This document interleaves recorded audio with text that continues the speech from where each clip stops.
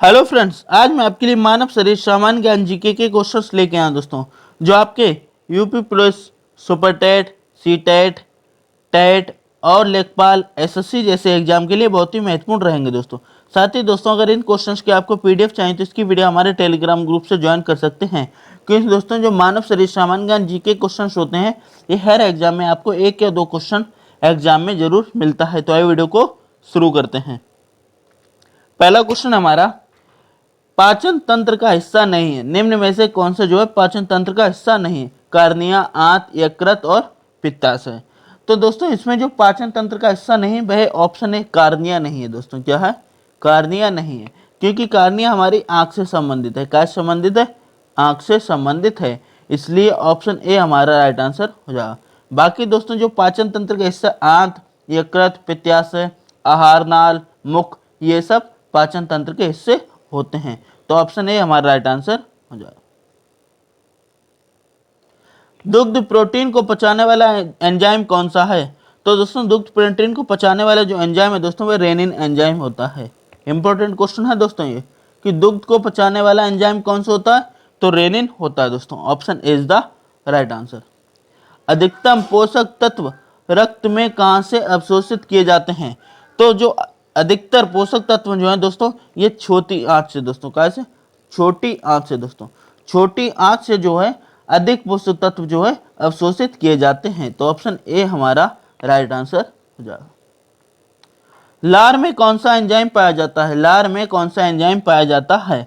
तो दोस्तों लार में हमारा टाइलिन एंजाइम दोस्तों। कौन सा? टाइलिन दोस्तों। Option B. जो हमारी लार होती है दोस्तों, जो मुख में लार होती है ना, हमेशा पानी से आता रहता है, तो इसमें कौन सा एंजाइम होता है? टाइलिन एंजाइम होता है। साथ ही दोस्तों जो लार होती है, ये हम दिन भर में 2 से लेकर 3 लीटर तक निकालते हैं मुख के अंदर दोस्तों। कितनी?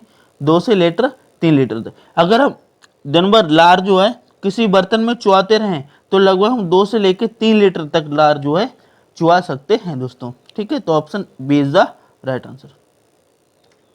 पेट में भोजन को पचाने के लिए निम्नलिखित में से किसकी खास आवश्यकता होती है दोस्तों?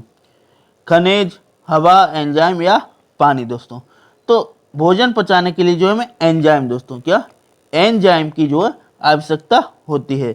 ऑप्शन सी हमारा राइट आंसर हो जाएगा।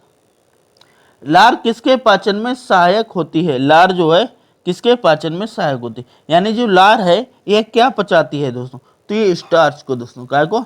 स्टार्च को पकाती है। Option A is the right answer.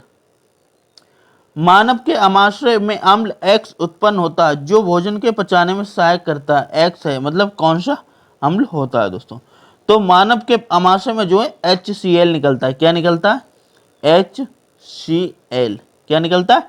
HCl निकलता है, जिसे हम हाइड्रोक्लोरिक अम्ल बोलते हैं दोस्तों। क्या? हाइड्रोक्लोरिक अम्ल बोलते हैं। Option C is the right answer. यही HCl जब निकलता है दोस्तों, जो हमारे शरीर पेट में मानव हमारे से जो HCl निकलता है, इसी से हमें क्या भूख का अनुभव होता है, हमारे पेट में क्या जलन होती है, इससे क्या लगता है कि भूख हो रही, और यही दोस्तों उत्पन्न होता है और यही भोजन पचाने में सहायता प्रदान करता है। मानव शरीर में भोजन का रक्त द्वारा अवशोषण कहाँ सर्वाधिक होता है? तो दोस्तों मानव शरीर में रक्त द्वारा जो सबसे अधिक अवशोषण होता है वह हमारा छोटी आंत में होता है दोस्तों। कहाँ? छोटी आंत में। छोटी आंत में जो है सर्वाधिक प्रोटीन अवशोषित होती है। विटामिन प्रोटीन का पाचन कहाँ से प्रारंभ हो जाता है? तो प्रोटीन का पाचन जो हमारे उदर से ही प्रारंभ हो जाता है। कहाँ से? उदर। Option A is the right answer. पचे हुए भोजन में मौजूद विषैले पदार्थ का कौन सा अंग चूषण करता है? यानी हमारे जो भोजन है दोस्तों, भोजन उसमें अगर कुछ विषैली है पदार्थ, ठीक है, तो इसका चूषण कौन करता है? हमारा यकृत करता है दोस्तों। कौन सा? यकृत करता है, यानी लीवर दोस्तों। क्या? लीवर। यानी भोजन में कुछ गंदगी या कुछ विषैले पदार्थ हैं तो उसका चूषण कौन करेगा? यकृत चूषण करके उससे उसको खत्म कर देता है। पेप्सिन एक है, तो पेप्सिन एक हमारा एंजाइम है दोस्तों। क्या है? पेप्सिन एक क्या है? एंजाइम होता है। Option C is the right answer. Pepsin बदल देता है, तो पेप्सिन जो है दोस्तों प्रोटीन को, काय को? प्रोटीन को पॉलीपेप्टाइड में बदलता है, यानी प्रोटीन को पॉलीटाइप में बदलेगा। तो ऑप्शन डी हमारा राइट आंसर हो जाएगा। पाचन प्रक्रिया में प्रोटीन निम्न में से किस पदार्थ में बदल जाते हैं? यानी जब पाचन होता है तो प्रोटीन किस में बदले जाते हैं? तो प्रोटीन जो है दोस्तों अमीनो अम्ल में, प्रोटीन काय में बदल जाते हैं? अमीनो अम्ल में बदल जाते हैं। तो option A is the right answer. निम्न में वह अंग कौन सा है जो मानव शरीर में ग्लाइकोजेन के रूप में कार्बोहाइड्रेट को जमा करता है दोस्तों? तो दोस्तों यकृत होता है दोस्तों। कौन सा? यकृत। Option is the right answer. यानी यकृत जो है दोस्तों ये ग्लाइकोजन के रूप में कार्बोहाइड्रेट को जमा करता है। Option is the right answer. पित्त निम्न में से किसके द्वारा पैदा किया जाता है? तो पित्त जो है हमारे यकृत के द्वारा दोस्तों, काय के? यकृत के द्वारा पैदा किया जाता है। Option D is the right answer दोस्तों। क्यों? यकृत जो है दोस्तों यह पित्त पैदा करता है, लेकिन दोस्तों जो पित्त एकत्रित होता है दोस्तों, क्या? पित्त जो एकत्रित होता है दोस्तों वह पित्ताशय में होता है। कहाँ होता है? पित्ताशय में होता है। लेकिन पैदा कहाँ होता है? यकृत में होता है दोस्तों। कई लोग आंसर गलत लगा देते हैं, पित्त किसके द्वारा पैदा होता है तो क्या लगा देते हैं? पित्ताशय लगा देते, लेकिन वह बिल्कुल गलत है। तो ऑप्शन डी को, यकृत को हमेशा ध्यान से बिल्कुल सही आंसर लगाएंगे। Option D is the right answer. Next, पित्त जमा होता है। जी हाँ दोस्तों, अभी मैंने आपको बताया था ना, पित्त कहाँ जमा होता है? तो पित्त हमारा पित्ताशय में जमा होता है। कहाँ? पित्ताशय में जमा होता है। लेकिन कभी कभी ऑप्शन में दोस्तों आंसर क्या लगा देते हैं? यकृत को लगा देते हैं, लेकिन यकृत गलत होगा। ठीक है, तो पित्त जमा हमारा कहाँ होता है? पित्ताशय में होता है। और निकलता कहाँ से? यकृत से निकलता है। Option B is the right answer. पित्त का प्रमुख कार्य क्या होता है? पित्त का जो है प्रमुख कार्य क्या होता है? तो दोस्तों इसका प्रमुख कार्य होता है कि वसा का पायशीकरण करना दोस्तों। क्या? वसा का पायशीकरण करना, यही पित्तरस का कार्य होता है। Option C is the right answer. मानव शरीर में लाल रक्त कण का निर्माण कहाँ होता है? तो मानव शरीर में जो लाल रक्त कणिकाएं होती हैं जिसका निर्माण अस्थि मंजा में होता है दोस्तों। कहाँ? अस्थि मंजा में होता है। Option C is the right answer. अस्थि मंजा कहाँ होते हैं दोस्तों? ये शरीर के जोड़, जो शरीर के जोड़ होते हैं दोस्तों, जैसे कोहनी का जोड़, घुटने का जोड़, ठीक है, कलाइयों का जोड़, तो इन जोड़ों के अंदर जो है अस्थि मंजा होता है, वहां हमारा रक्त का निर्माण होता है। Option C is the right answer. उच्च उन्तांश पर मानव शरीर में आरबीसी, मतलब जो उच्च उन्तांश होगा तो मानव शरीर में आरबीसी क्या होंगे? तो दोस्तों इनकी संख्या क्या होगी? बढ़ेगी दोस्तों। क्या? रेड ब्लड सेल्स, जिन्हें रेड ब्लड सेल्स होगा इनकी संख्या बढ़ेगी।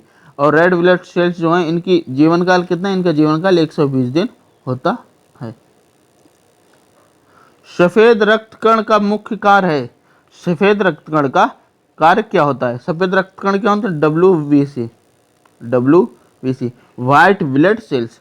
तो इनका कार्य क्या होता है दोस्तों? रोग प्रतिरोधक क्षमता धारण करना। रोग प्रतिरोधक क्षमता धारण करना, यानी कोई रोग आया दोस्तों तो उससे क्या करना? यानी प्रतिरोधक करना, यानी उससे क्या लड़ना, उस चीज को क्या खत्म करना। ये किसका कार्य होता है? WBC का कार्य होता है।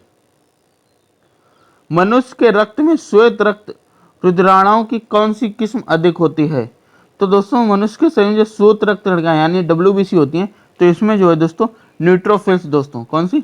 न्यूट्रोफिल्स की मात्रा अधिक होती है। Option B is the right answer. जब कोई बाहरी पदार्थ मानव रुधिर प्रणाली में प्रविष्ट होता है तो प्रक्रिया कौन प्रारंभ करता है? तो दोस्तों उसमें प्रक्रिया WBC, हमने भी बताया था ना, जब कोई बाहरी यानी कोई अलग जो शरीर को हानि पहुंचा सकता है दोस्तों, ठीक है, तो उसमें जो बाहरी पदार्थ होता है तो उसमें प्रतिक्रिया कौन सबसे पहले? WBC करता है, व्हाइट ब्लड सेल्स करते हैं दोस्तों। रक्त समूह के खोजकर्ता कौन है? यानी जो रक्त समूह होता है दोस्तों हमारा A, ठीक है, V, AB और O, ये जो रक्त समूह है दोस्तों, फिर A नेगेटिव और B नेगेटिव या B पॉजिटिव, ठीक है, तो ये जो रक्त समूह है दोस्तों इनके खोजकर्ता कौन है? तो इनके खोजकर्ता लैंडस्टीनर है दोस्तों। क्या? लैंडस्टीनर जो है रक्त समूह की खोज की थी। RX फैक्टर का पता लगाया जाता है, तो जो RX फैक्टर है दोस्तों इसका पता लैंडस्टीनर और विनियर ने दोस्तों, किसने? लैंडस्टीनर और विनियर ने लगाया था। किस रक्त वर्ग में एंटीबॉडी नहीं पाया जाता है? तो दोस्तों जो रक्त वर्ग AB है दोस्तों, कौन सा? AB में जो है एंटीबॉडी नहीं पाया जाता है। Option C is the right answer. रक्त ओ समूह को हम सर्वदाता कहते हैं।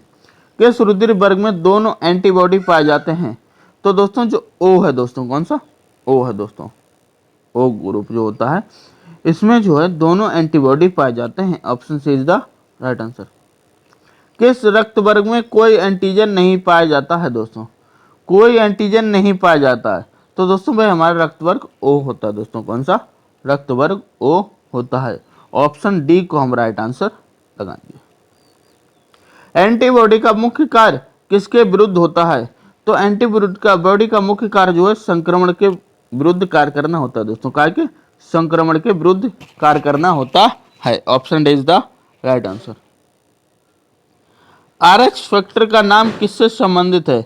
तो आरएच फैक्टर का नाम जो है बंदर से संबंधित है दोस्तों। कैसे? बंदर से संबंधित है। Option B is the right answer.